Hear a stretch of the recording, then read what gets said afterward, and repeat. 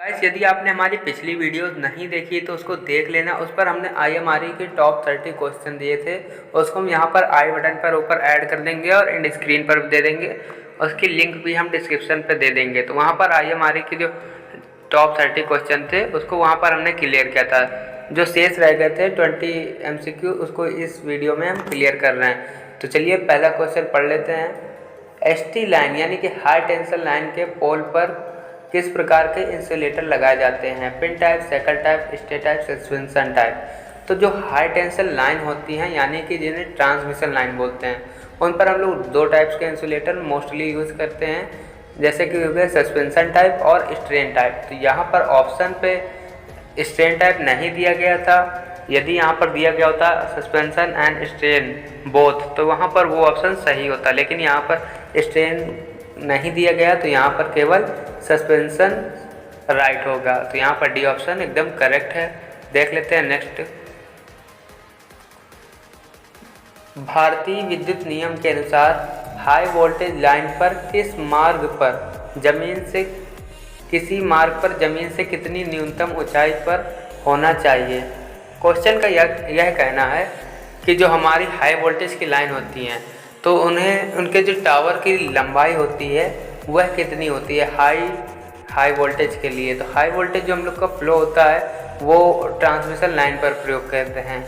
तो जो हमारी डिस्ट्रीब्यूशन लाइन होती है, डिस्ट्रीब्यूशन लाइन में हम लोग 20 फीट भी प्रयोग करते हैं। 20 फीट जो RCC या PCC पोल होते हैं तो उनकी जो हाइट होती है वो होती है 20 फुट। और यहाँ पर हाई वोल्टेज की बात कर ली गई है तो हाई वोल्टेज में हम लोग 25 फुट से स्टार्ट करते हैं। तो यहाँ पर ऑप्शन सी एकदम करेक्ट है। नेक्स्ट देख लेते हैं।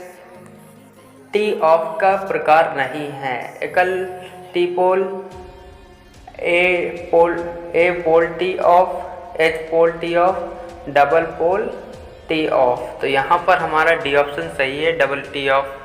तो यह टी ऑफ पॉइंट क्या होते हैं इसको थोड़ा सा डिफाइन कर देते हैं। तो हमारे जैसे कि किसी ट्रांसमिशन या फिर डिस्ट्रीब्यूशन लाइन जा रही, तो जो भी ट्रांसमिशन लाइन होती है उस पर हम लोग कभी भी टैपिंग नहीं करते। यानी कि जैसे कि आप लोग ने पहले किया होगा बहुत साल पहले कि जैसे कटिया पास लेते थे तो ये डिस्ट्रीब्यूशन लाइन है, इस पर हम कर सकते थे, अलग से सप्लाई ले सकते थे, उसको बोलते थे टैपिंग या फिर टी ऑफ पॉइंट द्वारा। तो जो ट्रांसमिशन लाइन थी उस पर हम लोग ये सब नहीं कर सकते थे, अलग से टैपिंग नहीं कर सकते थे। लेकिन जो डिस्ट्रीब्यूशन लाइन होती थी 220 वोल्ट की, उस पर हम लोग करते थे, तो इसे बोलते हैं हम लोग टैपिंग। और यदि हम लोग ऐसे ही किसी सोर्स द्वारा हम लोग सप्लाई अलग से लें तो उसे बोलते हैं टी ऑफ पॉइंट। तो टी ऑफ पॉइंट का जो हम लोग क्लासिफिकेशन करते हैं तो वो जो हम लोग सपोर्ट में पोल वगैरह यूज़ करते हैं उन्हीं के आधार पर करते हैं। जो भी डिस्ट्रीब्यूशन पोल होते हैं, खंबे होते हैं, जैसे A type, H type, T type, तो इसी टाइप के हमारे पॉइंट भी होते हैं, इनसे हम लोग अलग से टैपिंग करके सप्लाई लेते हैं।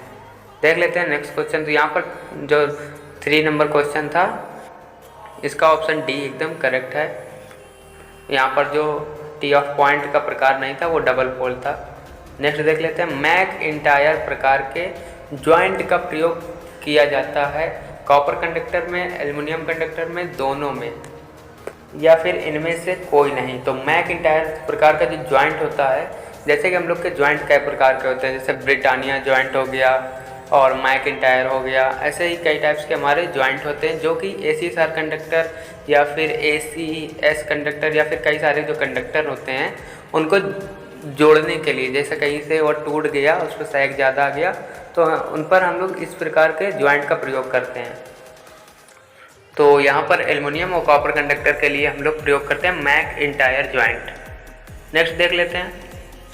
फ्यूज के अभिलक्षण है, यानी फ्यूज की कैरेक्टरिस्टिक है, देख लेते हैं इसको। तो फ्यूज के अभिलक्षण जो होते हैं उनको बोलते हैं गुण, एक तरह के उनकी प्रॉपर्टीज। तो देख लेते हैं। इसका गलनांक कम होना चाहिए, सही है। इसकी चालकता अधिक होनी चाहिए, सही है। इसका ऑक्सीकरण नहीं होना चाहिए, ये भी सही है। तो इनमें से डी ऑप्शन जो है एकदम करेक्ट है। क्योंकि जो हम लोग एक फ्यूज़ प्रयोग करते थे बहुत पहले, अब तो MCB वगैरह यूज़ करते हैं, तो उन पर ये सारी जो इनके प्रॉपर्टीज़ थी ये उस पर होनी चाहिए। नेक्स्ट देख लेते हैं, स्थापना के सबसे सरल व सबसे सरलतम अच्छी विधि है स्थापना की। प्रत्यक्ष स्थापना विधि, अनुकर्षण विधि, ठोस द्रोणीकरण विधि, इनमें से सभी। तो ये किस चैप्टर का क्वेश्चन, पहले उसकी बात कर लेते हैं। जो हम लोग केबल ज़मीन पर बिछाते हैं अंडरग्राउंड केबल, तो उस पर कई सारे हम लोग विधि प्रयोग करते हैं। जैसे कि यहाँ पर लिखा है डायरेक्ट इंस्टॉलेशन मेथड है, और ये 3-4 टाइप्स के दिए गई हैं। तो जो सबसे सरल विधि है वो यहाँ पर, इस पर ऑप्शन जो है गलत है, यहाँ पर ऑप्शन ए एकदम करेक्ट होगा, प्रत्यक्ष स्थापना विधि। तो ऑप्शन 36 का जो यहाँ पर है वो ए एकदम करेक्ट है। नेक्स्ट देख लेते हैं, बड़े उत्पादन केंद्र जहाँ पर अनेक यूनिटों का संस्थापन किया जाता है, बसबार प्रयोग की जाती है। क्वेश्चन का कहना है यहाँ पर कि जो बड़े उत्पादन केंद्र होते हैं, जैसे कि पावर स्टेशन, जहाँ से हम लोग की बिजली जनरेट होती है, तो वहाँ पर हम लोग किस प्रकार के बसबार प्रयोग करते हैं, सिंगल बसबार या फिर डबल बसबार, ए बी दोनों, या फिर ऑप्शन 4 या अदर। तो यहाँ पर हम लोग डबल बसबार का प्रयोग करते हैं। जैसे कि हमारी एक सप्लाई पर एक बसबार से सप्लाई जा रही है, उस पर कोई खराबी आ गई कारणवश, किसी कारणवश, तो डबल बसबार में कन्वर्ट कर दिया जाता है। तो वहाँ पर हम लोग डबल बसबार का प्रयोग करते हैं। नेक्स्ट देख लेते हैं, करंट ट्रांसफार्मर यानी सीटी की सेकेंडरी को सदैव ओपन रखा जाता है, शॉर्ट कर दिया जाता है, दोनों में कुछ भी कर सकते हैं, कोई नहीं। तो यहाँ पर बी ऑप्शन एकदम करेक्ट है। करंट ट्रांसफार्मर के जो सेकेंडरी को हम लोग सदैव शॉर्ट सर्किट कर देते हैं। नेक्स्ट देख लेते हैं, यहाँ पर उसी क्वेश्चन को दोहरा दिया गया है। तो नेक्स्ट है हमारा 39 नंबर। तो इस क्वेश्चन को पढ़ लेते हैं। एक्सपेंशन टाइप अरेस्टर का प्रयोग किया जाता है 35 केवी की लाइन में, 33 केवी से अधिक लाइन में, 11 केवी की लाइन में, 32 केवी की लाइन में। तो ऑप्शन बी एकदम करेक्ट है। 33 केवी की लाइन में जो हम लोग एक्सपेंशन टाइप लाइटनिंग अरेस्टर होता है उसका प्रयोग करते हैं। लाइटनिंग अरेस्टर हम लोग के कई टाइप्स के होंगे, जैसे कि मल्टी गैप अरेस्टर होता है, रॉड अरेस्टर होता है और एक्सपेंशन अरेस्टर होता है। ये 5 टाइप्स के होते हैं। तो यदि आपको ये वीडियो अच्छी लग रही है और समझ में आ रही है तो प्लीज़ लाइक कर दें, और अपने जो दोस्त हैं उनको ये वीडियो ज़रूर शेयर करें। चैनल पर नए हैं तो चैनल को सब्सक्राइब भी कर लें, ताकि ऐसे ही ऑब्जेक्टिव क्वेश्चन की वीडियोस और बीटी यूपी से रिलेटेड और इलेक्ट्रिकल से रिलेटेड वीडियोस आप तक पहुंचती रहें। तो नेक्स्ट पढ़ लेते हैं क्वेश्चन।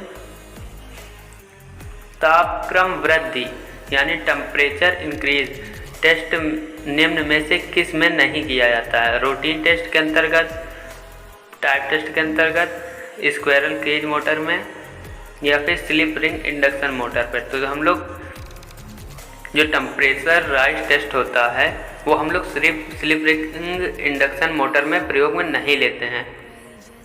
नेक्स्ट देख लेते हैं, कौन से परीक्षण मैन्युफैक्चर फर्म तथा परीक्षण कार्यस्थल पर किए जाते हैं? Type test, commissioning test, special test या फिर रूटीन टेस्ट। तो यहाँ पर सी ऑप्शन सही है, स्पेशल टेस्ट। नेक्स्ट देख लेते हैं, छड़ से छड़ परीक्षण कहलाते हैं, यानी रॉड से रॉड परीक्षण कौन से कहलाते हैं? Voltage drop test, insulation test, current drop test, earth test. तो हमारा ए ऑप्शन एकदम करेक्ट है, वोल्टेज ड्रॉप टेस्ट।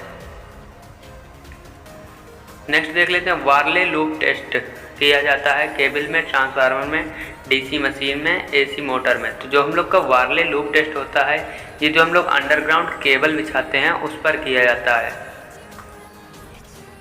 तो ये जितने भी एमसीक्यूज वाले क्वेश्चन हैं ये बहुत ही इम्पोर्टेंट हैं, जो हमने आपके लिए तैयार किया हुआ है। मैं आशा करता हूँ कि आपको ये सारे क्वेश्चन पसंद आ रहे होंगे और समझ में भी आ रहे होंगे।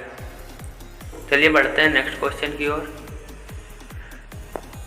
तो नेक्स्ट क्वेश्चन को पढ़ लेते हैं। यहाँ पर अनुरक्षण यानी मेंटेनेंस का प्रकार नहीं है निर्धारित अनुरक्षण, निरोधक अनुरक्षण, पूर्व निर्धारित अनुरक्षण, इनमें से कोई नहीं। तो ये हमारे ऑप्शन देने का अर्थ ये है, इस वीडियो में हम करेक्ट आंसर भी दिखा सकते थे, लेकिन ऑप्शन यहाँ पर दिए गए हैं। इसके ये कारण है कि यहाँ पर आप इसके ज़रिए काफ़ी नॉलेज गेन कर सकते हैं। जैसे कि अनुरक्षण का प्रकार नहीं है, अनुरक्षण में कई सारे टेस्ट होते हैं, तो उसके भी यहाँ पर टाइप्स दिए गए हैं। जैसे कि निर्धारित टेस्ट हो गया, निर्धारित अनुरक्षण हो गया, निरोधक अनुरक्षण व पूर्व निर्धारित अनुरक्षण।